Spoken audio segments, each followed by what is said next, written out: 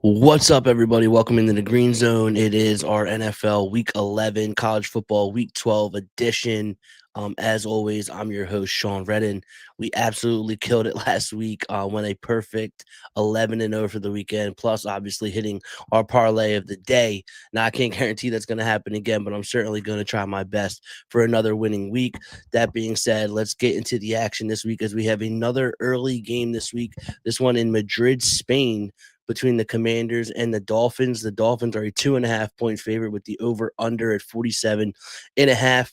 I honestly would love to play the Dolphins for more here, but I just can't because this is set up as a classic letdown spot after dominating their division rival, the Bills, last week. However, I do still like the Dolphins because this Commanders defense is just so bad. Dan Quinn has taken over play calling duties for this Commanders defense this week, which I suppose is an upgrade. But it doesn't matter who your coach is if you don't have the bodies or the talent out there. And this Commanders defense is really hurt, and it lacks a lot of top end talent. So I don't think they're going to be able to stop Devon Achane from absolutely going crazy in this game. So not my biggest bet, but I'm going to lay the 2.5 here with the Dolphins for a half unit. Next up is going to be the Bengals at the Steelers. The Steelers are a 5.5 point favorite with the over under at 49.5. This is another game where wind is supposed to be a factor. In this one, gusts of wind during the game expected to be over 30 miles per hour, which will really hinder the passing attacks in this one, which is what both teams want to do. They like to air it out. So I think more running is going to equal more clock running, and then additionally, less possessions between the teams, which is going to equal lower scoring here. This would be a larger play for me if the two defenses weren't terrible in the Bengals and the Steelers, but I do like the under 49.5 here in an inclement weather game with high winds. So give me the under 49.5 for a half unit. Next up is the Chargers at the Jaguars. The Chargers are a 2.5 point favorite with the over under at 43.5. I've said it numerous times on this show. This Jaguars team is just a team on a week to week basis. You have no idea what you're going to get. It's really hard to trust them. And I don't like this Chargers offense anymore. I know they looked good last week, but the two tackles being hurt, Slater and Alt, I just can't trust them anymore. So I'd rather just stay away from this game, especially Chargers flying cross country from LA to Jacksonville. Going to be no play for me in the Chargers Jaguars. Next up is the Buccaneers at the Bills. The Bills are a 5.5 point favorite with the over under at 46.5. Flat out, I think Baker Mayfield's hurt. And I'm not sure if the market has really caught on to that looking at this number. This Bucks offense has looked nothing like it did to start the year in recent weeks, and it's mainly because of the lack of Baker's mobility. I thought the bye week was going to be huge for this Buccaneers offense in him getting healthy, but he hasn't looked as good even out of the bye. He still looks hindered, not able to scramble. He injured his oblique. That was the injury that he had, and it's showing. He's had 0 scrambles over their last 3 games when he had 17 scrambles in the games prior. Weather may also be impacted in this one in Buffalo this time of year. That being said, Allen has shown them that he has the talent to push through and throw the ball through to win. One of the few quarterbacks who really hasn't been affected by the wind in his career. And I like the Bills ground game more than I like the Bucks if the weather is going to impact this game. And like I said, I think Baker's hurt. I think this Bucks offense is not going to be reaching its potential that we saw in the beginning of the year. So I'm going to lay the 5.5 here with the Buffalo Bills. Next up is the Bears at the Vikings. The Vikings are a 2.5 point favorite with the over under at 48.5. This Bears have been one of the best stories so far this year. Ben Johnson has Caleb Williams playing good football. It looks like they're turning this Bears around. And this bet is going to be a fade of the Bears defense mainly. The secondary isn't deep with depth. And they've been kind of getting by with turnovers, which I don't think they can really bank on. I don't think McCarthy has done a good job taking care of the football so far in his young career. And additionally, this Vikings defense is a step up in class compared to what the Bears have faced in recent weeks. I don't love the Vikings here, but at this short of a price, I have to go ahead and take them here. Give me the Vikings minus 2.5. Next up is the Texans at the Titans. The Texans are a 5.5 point favorite with the over under at 37.5. The Titans are one of the worst rosters, not only in the league, but maybe ever. But they are even getting healthier this week. Simmons practicing, Arden Key is practicing, Calvin Ridley's practicing. but there's no way I'm ever packing the Titans in this spot. And then also, I'm never laying damn near a full touchdown with a backup quarterback like Davis Mill for the Texans. So this is a stone cold stay away from me here in the Texans Titans. Next up is the Panthers at the Falcons. The Falcons are a 3.5 point favorite with the over under at 41.5. The Panthers surprisingly dominated the Falcons earlier this year in a 30-0 win, but I'm still not seeing value on them. Plus this number here at this current price, I would actually lean the under in the game, the under 41.5, if I had to have a play in this one. But I think I have so many other bets this week. Is easily the highest volume I've had this season. So I see no reason why I would have to bet on two bad teams in the Panthers and the Falcons.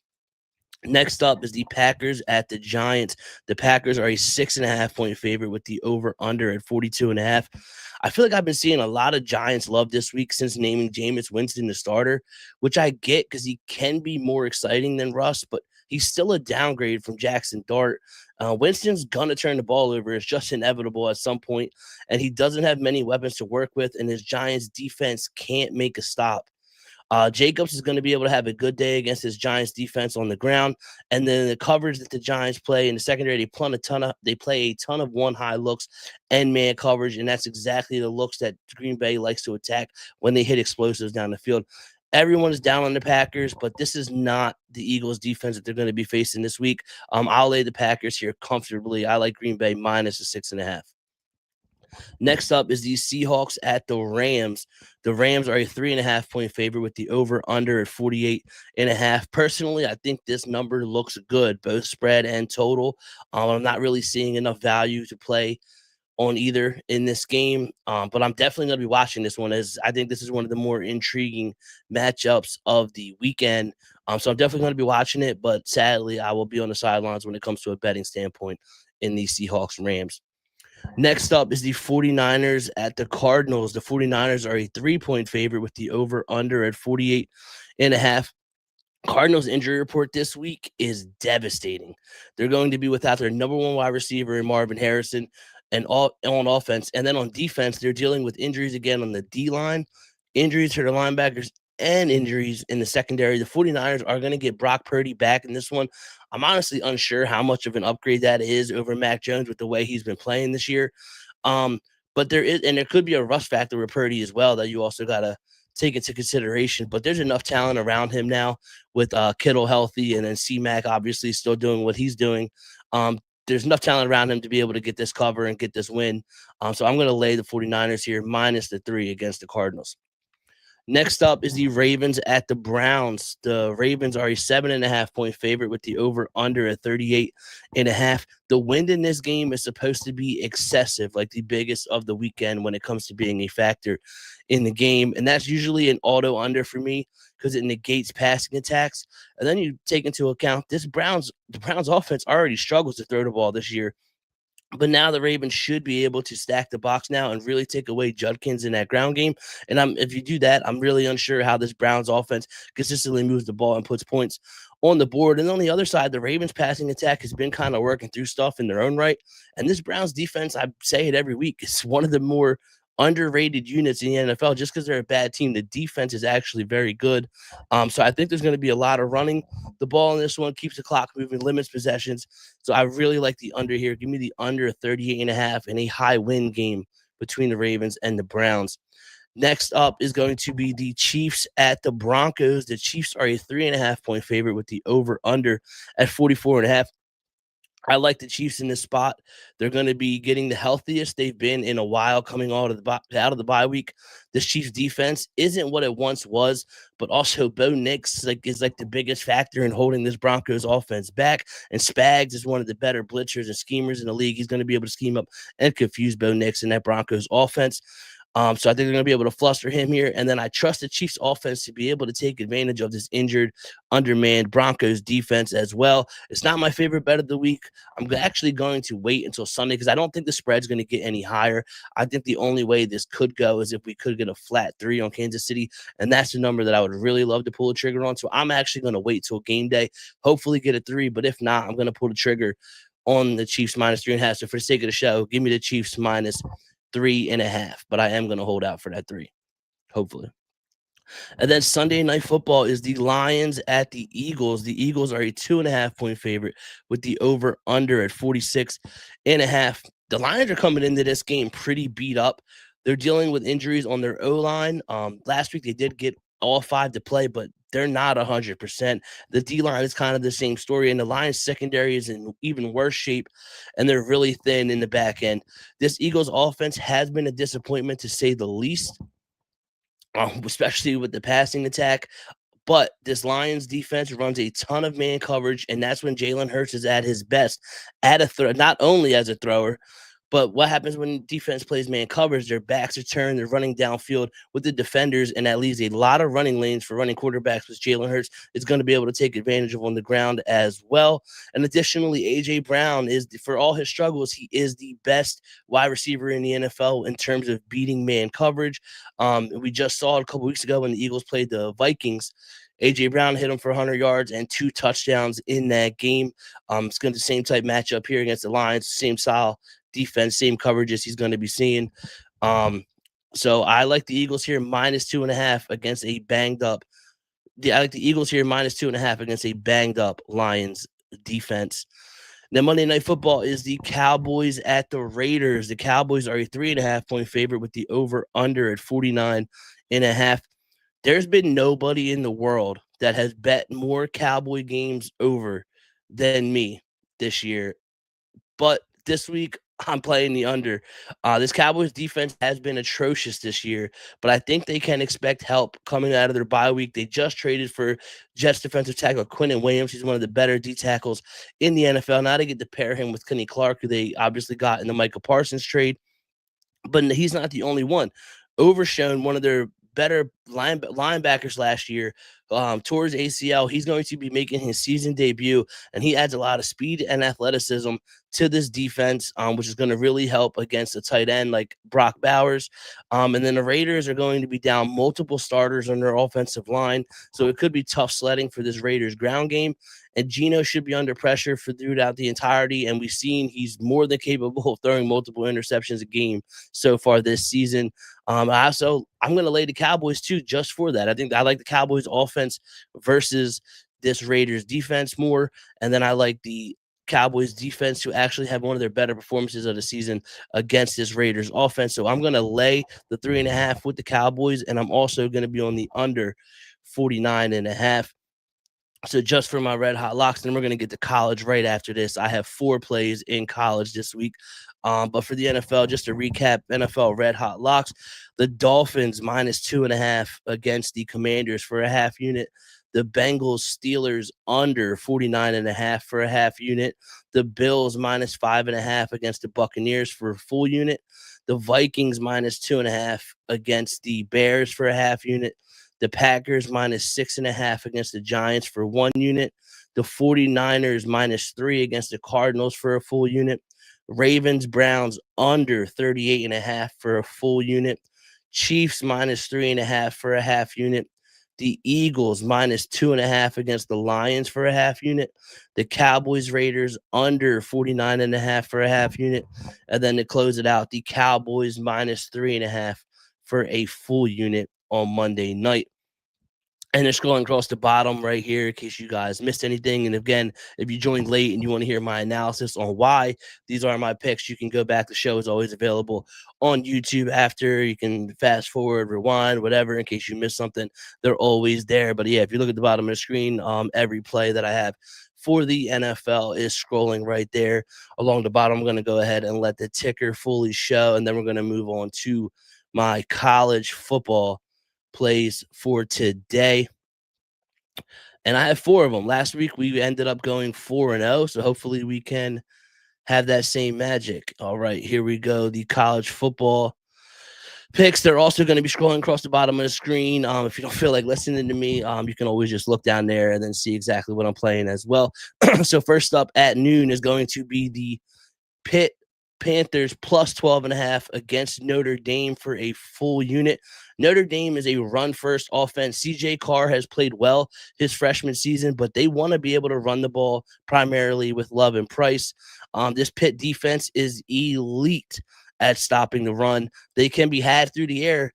but they should be able to limit the Notre Dame explosiveness on the ground. This Pitt offense has been really on an uptick since they made the change at quarterback, but this will be his toughest test thus far against his Notre Dame secondary. And now Pitt's head coach Pat Narduzzi made comments about how they can lose this game by 100 and it won't matter because it's not a conference game. And then everybody is running with that, taking it as like they're going to lay down like bench starters in this game. But that's not what he was saying. He knows no matter what happens in this game, they still can take care of business with the following conference games to close out the season and still have a shot at the college football playoffs and the ACC championship game. And Pat Narduzzi teams never lay down. In fact, they almost always rise up. It's when they're playing a bad team is when you have to worry about them. When they're playing a good team, they almost always rise to the occasion. This number's too high, and I think Pitt plays tough and keeps this one within the number. So give me Pitt plus 12.5 for a full unit against Notre Dame. Next up is going to be at 3:30. Is going to be Oklahoma plus 6.5 versus Alabama for a half unit. And I'm also going to play the Oklahoma quarterback John Mateer over 35.5 rushing yards for a full unit in this game as well. If you look at this Alabama defense, the times they have struggled have been when opposing teams had a running quarterback. Week 1 against Florida State, they lost. Thomas Castellanos killed them on the ground. Missouri, they barely won that game. Bro Perbula had a great game on the ground running. Lenore Sellers, the South Carolina, only lost by a touchdown. Sellers with South Carolina. They all gave this Bama defense fits with their running ability. And John Mateer is the best quarterback out of that group I just named and should be able to do the same in this one. On the other side, Ty Simpson is in the Heisman discussion, but he did not look good last week against LSU. And this Oklahoma defense will be the best he's faced thus far, as they are top 10 in creating contested catches. The windows will be tight for him to throw the ball into. And I wouldn't be surprised if Oklahoma actually wins this game outright against Alabama in this one. So give me Oklahoma plus 6.5 for a half unit, and then give me Mateer over 35.5 rush yards for a full unit. Now, the next game up is also a 3:30 start. Is Penn State minus 6.5 against Michigan State for a full unit. Penn State has been playing really inspired football since they fired James Franklin, and their backup Ethan Grunkmeyer has hung tough, an absolute gauntlet of defenses that he had to face this year. He's made his first 3 career starts against very good defenses in Iowa, Ohio State, and Indiana. This Michigan State defense is going to be a big step down in talent compared to them. Additionally, Penn State should be able to run the ball in this game with Nick Singleton and Katron Allen, as Michigan State has a bottom 15 defense against the run in this one. And then also Penn State's defense gets pressures and they've been forcing turnovers. They've not been the issue for Penn State this year. And it's been a trying season for Penn State, obviously, to say the least.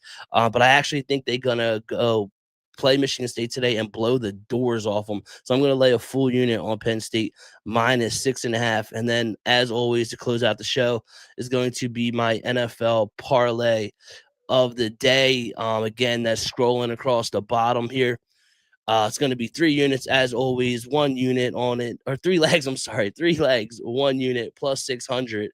It's going to be the Bills minus 5.5, the Packers minus 6.5, and the 49ers minus 3. Again, that's going to play 1 unit plus 600. And those 3 are scrolling across the bottom right there. And I've seen the comments. DeMarco, shout out to you tuning in, saying Red Hot Locked. And then Josh, make sure you let people know about the insane you ran on last week, 11-0. I did mention that at the beginning of the show, but I don't want people getting mad at me if I go 10-1 this week. So we always root for a big week. Try to set ourselves up for that, and then hopefully we can keep this hot streak going. But that's all I got for you today. As always, best of luck, bet responsibly, and I'll talk to you next week.